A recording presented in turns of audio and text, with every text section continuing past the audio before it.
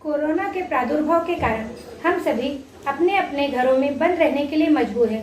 सभी शिक्षण संस्थाएं बंद हैं, परंतु अध्ययन अध्यापन का कार्य ऑनलाइन चालू ही है। बृहन मुंबई महानगर पालिका की तरफ से वीसीटी के माध्यम से ऑनलाइन क्लासेस चलाई जा रही हैं। मैं वीसीटी मार्गदर्शिका गीता विजय त्रिपाठी। कक्षा 8वीं, विषय हिंदी बाल भारती। आज की कविता का शीर्षक है डुबा दो अहंकार। कवि हैं रविंद्रनाथ टैगोर। बच्चों, यह चित्र गुरुदेव रविंद्रनाथ टैगोर जी का है। गुरुदेव हमारे देश के ही नहीं अपितु विश्व के महान साहित्यकार के रूप में जाने जाते हैं। गुरुदेव जी का जन्म 1861 में कोलकाता में हुआ, जो कि पश्चिम बंगाल में स्थित है। इनकी मृत्यु सन 1941 में हुई। विश्व के महान साहित्यकार गुरुदेव रविंद्रनाथ टैगोर जी को नोबेल पुरस्कार से सम्मानित किया गया है। आप केवल कवि ही नहीं, बल्कि कथाकार, उपन्यासकार, निबंधकार, नाटककार तथा चित्रकार भी हैं। आप हमारे राष्ट्रगीत के रचयिता हैं। आपको 1913 में गीतांजलि के लिए नोबेल पुरस्कार भी प्राप्त हुआ है। बच्चों, हम विद्यालय में जो राष्ट्रगीत गाते हैं, जन गण मन, उस राष्ट्रगीत की रचना गुरुदेव रविंद्रनाथ टैगोर जी ने ही की है। इनकी प्रमुख कृतियां हैं बनफूल, कवि कहानी, संध्या संगीत, प्रभात संगीत, छवि ओगान, गीतांजलि, वलाका, पलातका, वनवाणी और शेष लेखा। बच्चों, यह चित्र शांति निकेतन का है। रविंद्रनाथ टैगोर जी ने शांति निकेतन नामक विद्यालय की स्थापना की थी। उनका मानना था कि प्रकृति के सानिध्य में बच्चों को अच्छी तरह से शिक्षित किया जा सकता है। कमरे की बंद दीवारों में बच्चों को उतनी अच्छी तरह से शिक्षा नहीं दी जा सकती जितना कि प्रकृति के सानिध्य में वो सीख सकते हैं। प्रकृति के साथ वो सूर्य, पेड़, पौधे, पक्षी सबका अनुभव करते हुए शिक्षा ग्रहण कर सकते हैं। शांति निकेतन की इमारत का प्रमुख चित्र आप लोगों के सामने है और ऊपर के चित्र, दाईं तरफ ऊपर के चित्र में रविंद्रनाथ टैगोर जी अपने विद्यालय के शिक्षकों के साथ वार्तालाप कर रहे हैं और नीचे की चित्र में गुरुजी अपने वर्ग के बच्चों को पढ़ा रहे हैं। बच्चों देखो, खुली हवा के नीचे, खुले आसमान के नीचे, खुली हवा में कितनी अच्छी तरह से बच्चे शिक्षण का कार्य कर रहे हैं। प्रस्तुत कविता है डुबा दो अहंकार। प्रस्तुत गीत में रविंद्रनाथ टैगोर जी ईश्वर से प्रार्थना करते हुए कहते हैं कि हे देव, ऐसी शक्ति दो कि किसी बात का अहंकार ना हो।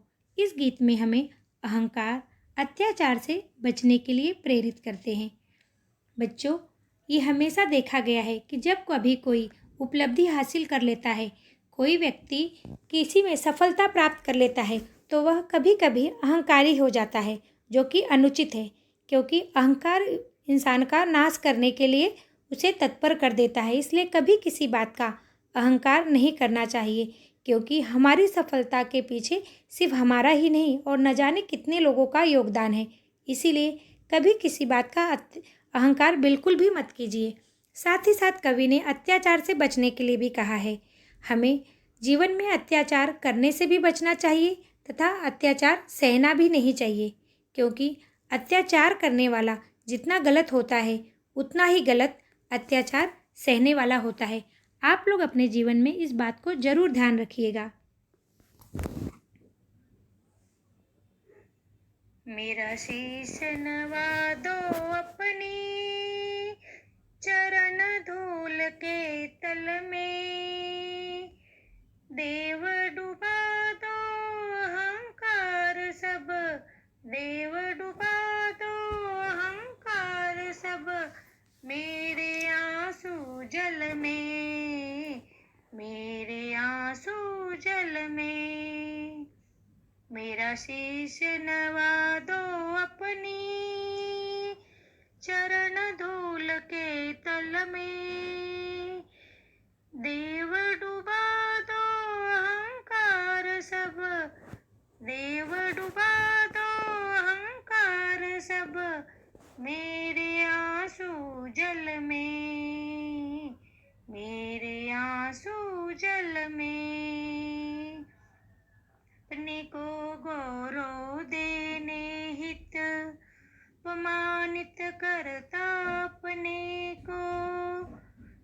स्वयं को घूम घूम कर मरता हूँ पल पल में।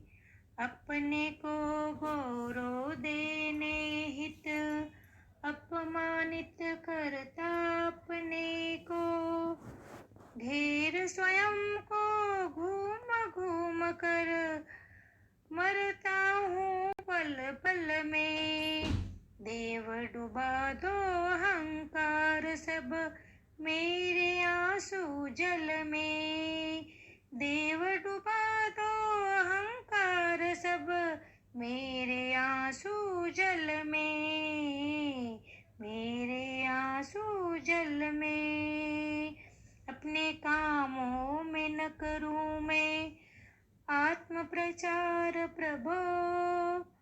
अपनी ही इच्छा मेरे जीवन में पूर्ण करो। अपने कामों में न करूं मैं आत्म प्रचार प्रभो। अपनी ही इच्छा मेरे जीवन में पूर्ण करो। मुझको अपनी चरम शांति दो, प्राणों में वह परम कांति हो। आप खड़े हो मुझे ओट दे हृदय कमल के दल में, हृदय कमल के दिल में। देव डुबा दो अहंकार सब, देव डुबा दो अहंकार सब मेरे आंसू जल में, मेरे आंसू जल में। मेरा शीश नवा दो अपनी चरण धूल के तल में। देव डुबा दो अहंकार सब, देव डुबा दो अहंकार सब मेरे आंसू जल में, मेरे आंसू जल में। बच्चों, कविता को आपने सुना। अब हम कविता के भावार्थ की तरफ ध्यान देंगे। मेरा शीश नवा दो अपनी चरण धूल के तल में, देव डुबा दो अहंकार सब मेरे आंसू जल में। कवि इन शब्दों के द्वारा ईश्वर से प्रार्थना करते हैं कि हे ईश्वर, मेरा जो अहंकार है वह मेरे आंसुओं में, मेरे पश्चाताप के आंसुओं में डूब जाए, मैं अहंकार रहित हो जाऊं। हे ईश्वर, मैंने आपके चरणों में अपना शीश नवाया है, अपना सिर आपके चरणों में झुकाया है, इसलिए मुझे अहंकार रहित होने का वरदान दीजिए। मेरे आंसुओं में मेरा अहंकार डुबा दीजिए। आगे कहते हैं, अपने को गौरव देने हित अपमानित करता अपने को। घेर स्वयं को घूम घूम कर मरता हूँ पल पल में। कवि कहते हैं कि कभी कभी मनुष्य अपने आप को बड़ा सिद्ध करने के लिए, अपना बड़कपन दिखाने के लिए अपने करीबियों का ही अपमान करता है। अपने सगे संबंधी, भाई बंधु, अपने रिश्तेदारों को वो कभी कभी ऐसी कड़वी बातें बोल देता है जिससे कि उनका दिल दुखता है। ऐसा कभी नहीं करना चाहिए। अपना बड़कपन सिद्ध करने के लिए हमें कभी किसी को नीचा नहीं गिराना चाहिए, क्योंकि जब कभी हमें इस बात का अनुभव होता है तो हमारा दिल पश्चाताप के ज्वाला से जलने लगता है। तब ऐसा महसूस होता है कि हम पल पल मर रहे हैं, पल पल हमें मृत्यु प्राप्त हो रही है। कवि यही कह रहे हैं कि घेर स्वयं को घूम घूम कर मरता हूँ पल पल में। यानी जब मुझे अपनी गलतियों का एहसास होता है तब मुझे ऐसा लगता है कि मैं पल पल मौत पा रहा हूँ। इसीलिए हमें कभी किसी को कड़वे बोल नहीं बोलना चाहिए, बल्कि सभी के साथ मीठी वाणी में बात करनी चाहिए। कवि ने कहा है, देव डुबा दो अहंकार सब मेरे आंसू जल में, कि हे ईश्वर, मेरे जो आंसू गिर रहे हैं, ये जो पश्चाताप के आंसू हैं, उसी में मेरा अहंकार डुबा दीजिए ताकि मेरा मन शुद्ध और पावन हो सके। देखिए, रहीम जी ने भी कहा है कि रहीमन धागा प्रेम का मत तोड़ो चटकाए, टूटे से फिर ना जुड़े, जुड़े गांठ पड़ जाए। अर्थात कि जब हम किसी के साथ प्रेम में बंधे हैं, हमारे रिश्तेदारों के साथ, हमारे दोस्तों के साथ एक प्यार का हमारा रिश्ता होता है, उसे कभी भी तोड़ना नहीं चाहिए, क्योंकि एक बार अगर प्यार का, विश्वास का नाता टूट जाता है तो हम उसे कितना भी जोड़ने की कोशिश करें, उसमें गांठ आ ही जाती है। इसीलिए कभी किसी को कड़वा मत बोलिए, कभी किसी का अपमान मत कीजिए। और अगर आपसे गलती होती है तो क्षमा मांग लीजिए और उसका पश्चाताप कीजिए। क्षमा मांगना यह सबसे बड़ी बात होती है। गलती करने के बाद गलती को स्वीकारना यह अपने आप में बहुत बड़ी बात होती है, क्योंकि हम मनुष्य हैं, हमसे गलतियां होती हैं। हम गलतियों के पुतले हैं। मनुष्य गलतियों का पुतला कहा जाता है, लेकिन उसे अपनी गलतियों को स्वीकारना चाहिए और उसे सुधारना भी चाहिए, ताकि दोबारा उसके साथ ऐसी गलती ना हो। अपने कामों में न करूँ मैं आत्म प्रचार प्रभु, अपनी ही इच्छा मेरे जीवन में पूर्ण करो। कवि कहते हैं कि हे ईश्वर, मैं अपने कामों का प्रचार न करूं, मुझे इतनी इच्छा जो मेरी है वह पूर्ण कीजिए।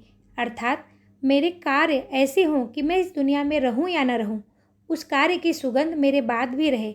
मेरे कार्यों का बखान लोग मेरे जाने के बाद भी करें। मेरी इतनी सी इच्छा मेरे जीवन में पूर्ण कीजिए। मुझको अपनी चरम शांति दो, प्राणों में वह परम कांति हो। आप खड़े हों मुझे ओट दें हृदय कमल के दल में। कवि कह रहे हैं कि हे ईश्वर, मुझे चरम शांति का अनुभव दीजिए।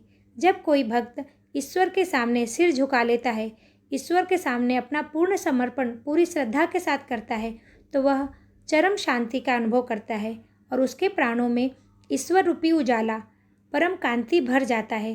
कवि यहाँ पर ईश्वर से वही प्रार्थना कर रहे हैं कि हे ईश्वर, मैंने अपने आप को आपके चरणों में समर्पित कर दिया है। अब आप मुझे चरम शांति का अनुभव दीजिए और मेरे प्राणों में वही उजाला भर दीजिए जो उजाला आप में है, यानी भक्त और भगवान एकाकार हो जाएं। ऐसा तभी हो सकता है जब हम अपना गर्व, अपना घमंड सब कुछ छोड़ के भगवान में पूरा विश्वास करें। अंत में कवि फिर से कह रहे हैं कि देव डुबा दो अहंकार सब मेरे आंसू जल में। कि हे ईश्वर, मेरे जो ये आंसू गिर रहे हैं, ये जो पश्चाताप मुझे हो रहा है, इसमें मेरा अहंकार डूब जाए, ताकि मैं शुद्ध हो जाऊं। शुद्ध मन से मैं फिर से आपके कदमों में जगह पाना चाहता हूं। मेरे जो भी गलतियां हैं उसे आप क्षमा कीजिए और मुझे अपने हृदय कमल में जगह दीजिए, ओट दीजिए, अर्थात जगह दीजिए, सहारा दीजिए। बच्चों, यहाँ पर कविता का अर्थ पूरा होता है।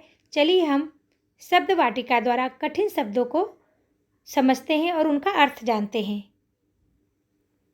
शीश सिर, चरण पैर, धूल रज, अहंकार घमंड, आंसू अश्रु, पल क्षण, जल पानी, आत्मप्रचार आत्मस्तुति, इच्छा कामना, दल पंखुड़ी, चरम सरोज, कांति मुख सौंदर्य। कविता में आए हुए कठिन शब्दों के अर्थ यहाँ पर दिए हुए हैं। आप लोग इसे ध्यान से देख लीजिए। अब आगे हम कविता में आए हुए मुहावरों के बारे में जानेंगे। मुहावरे। शीश नवाना, इसका अर्थ होता है नतमस्तक होना, विनम्र होना। ओट देना, इसका अर्थ है आड़ देना या सहारा देना। कविता में ये दो मुहावरे आए हैं। कविता के स्वाध्याय की तरफ हम रुख करते हैं और स्वाध्याय को हल करने का प्रयास करते हैं। सूचना के अनुसार कृति करो।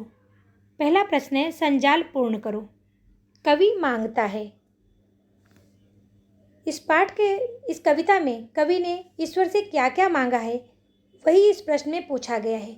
तो कवि मांगता है परम कांति और चरम शांति, हृदय कमल दल की ओट तथा अहंकार की समाप्ति। कवि ने ईश्वर से इन 4 चीज़ों की कामना की है। अब दूसरा प्रश्न देखते हैं। ऐसे प्रश्न तैयार करो जिनके उत्तर में निम्न शब्द हो। बच्चों, ज़्यादातर हम प्रश्नों के उत्तर लिखते हैं। हमें प्रश्न दिया होता है और हमको उत्तर ढूंढ के लिखना होता है, लेकिन यहाँ पर आपको एक अनोखा प्रश्न दिया गया है कि उत्तर आपके पास है और आपको प्रश्न बनाने हैं। मैं आपको यहाँ पर प्रश्न बना के दे रही हूँ, लेकिन आप लोग स्व अध्ययन में ऐसे शब्दों का चयन कीजिए कि आप स्वयं उसके प्रश्नों का निर्माण कीजिए। कवि ईश्वर से किसकी ओट मांगता है? हृदय कमल। अपने प्राणों के लिए कवि ईश्वर से क्या मांगता है? परम कांति। कवि स्वयं को घेर कर कैसे मरता है? पल पल। कवि ईश्वर से उनकी इच्छा कहाँ पूरी करने की प्रार्थना करता है? जीवन में। जोड़ियाँ मिलाओ। यहाँ पर जोड़ियाँ मिलाओ दिया गया है और अब हम उसकी तरफ ध्यान देंगे। चरम जल, हृदय कमल, शांति, परम दल, आंसू, कांति। अगर आप लोगों ने कविता ध्यान से सुनी, उसका अर्थ ध्यान से सुना, तो आपको इसका उत्तर आसानी से मिल जाएगा। मैं यहाँ पर उत्तर देने का प्रयास कर रही हूँ। अब तक तो आपके मन में इसके उत्तर आ भी गए होंगे। चरम का उत्तर आएगा शांति, चरम शांति, हृदय कमल दल, परम कांति, आंसू जल। सही कहा ना मैंने? सब बच्चों ने इसके उत्तर ढूंढ लिए थे। आगे का हम प्रश्न देखते हैं। प्रस्तुत गीत की किन्हीं 4 पंक्तियों का सरल अर्थ लिखो। बच्चों, यहाँ पर मैंने 4 पंक्तियाँ चुनी हैं। मुझको अपनी चरम शांति दो, प्राणों में वह परम कांति हो, आप खड़े हो मुझे ओट दे, हृदय कमल के दल में। इन 4 पंक्तियों का अर्थ मैं आपको बता रही हूँ। आप इस तरह कविता के बाकी के भी भावार्थ आसानी से लिख सकते हैं, क्योंकि कविता का अर्थ तो आप लोग ने सुन ही लिया है। कवि रविंद्रनाथ टैगोर ईश्वर से प्रार्थना करते हैं कि हे ईश्वर, आप मुझे चरम शांति दो, वह शांति मेरे प्राणों में चमक बनकर रहे। कवि ईश्वर से यह भी कहते हैं कि वह कवि को अपने कमलवत हृदय की पंखुड़ियों में ओट दे।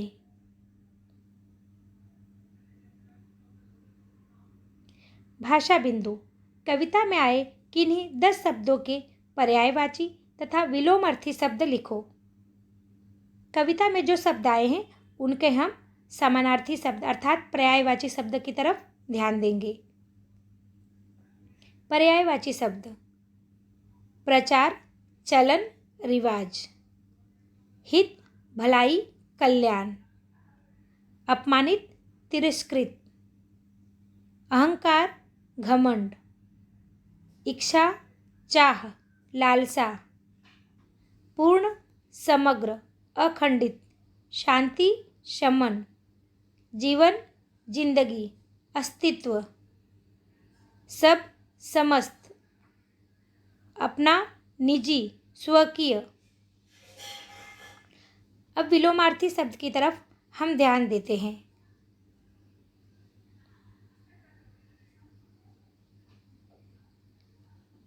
प्रचार, अप्रचार, अपमानित, सम्मानित, इच्छा, अनिच्छा, शांति, अशांति, सब कुछ, शांति, अशांति, सब कुछ, हित, अनहित या अहित, अहंकार, विनम्रता, पूर्ण, अपूर्ण, जीवन, मृत्यु,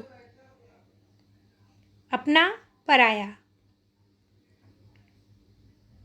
बच्चों, मैंने सभी स्वाध्याय हल कर दिए हैं, लेकिन आप लोगों को गृह कार्य के रूप में एक कार्य दे रही हूँ। आशा करती हूँ आप इसे बहुत अच्छी तरह पूर्ण करेंगे, क्योंकि आप लोगों के पास कल्पना शक्ति की भरमार है और आप अपनी कल्पना के द्वारा बहुत अच्छी अच्छी कहानियाँ, कविताएं आराम से लिख सकते हैं। तो मैं यहाँ पर आपको एक कार्य देख रही हूँ जो आप लोग ज़रूर पूरा कीजिएगा। निम्नलिखित शब्दों के आधार पर कहानी लिखो और उचित शीर्षक दो। शब्द हैं बोतल, किनारा, कागज और कंगन। बच्चों, आपको ऐसी कहानी की रचना करनी है जिसमें ये 4 शब्द जरूर आए। और यह कहानी आप लोग कितनी भी बड़ी रच सकते हैं। यह कहानी बहुत पुरानी भी हो सकती है और आजकल के ज़माने की भी हो सकती है। आप जैसी चाहे वैसे कल्पना कर सकते हैं। कल्पना करने का संसार आपका बहुत बड़ा है और मुझे विश्वास है कि आप लोग बहुत सुंदर सी कहानी लिखेंगे। धन्यवाद।